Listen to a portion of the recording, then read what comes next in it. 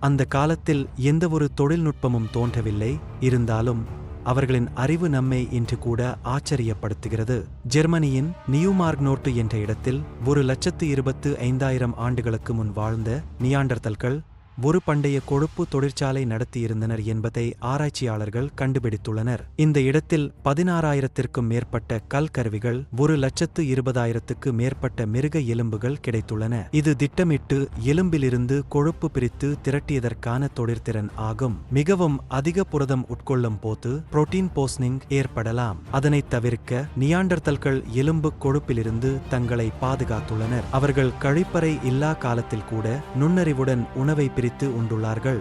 லட்சக்கணக்கான ஆண்டுகளுக்கு முன்னரே மனிதர்கள் திட்டமிடல், புழக்கம், வேட்டையாடல், உணவு பதப்படுத்துதல் போன்ற திறன்களுடன் வாழ்ந்திருக்கின்றனர் என்பதற்கான மிக தெளிவான ஆதாரம் இதுவாகும். அறிவியல் முன்னேற்றத்தின் வழியே மனித இனத்தின் வரலாறு வெளிவரும்போது அவர்கள் அறிவில் பல மடங்கு முன்னோடிகள் என்பதும் தெளிவாகிறது.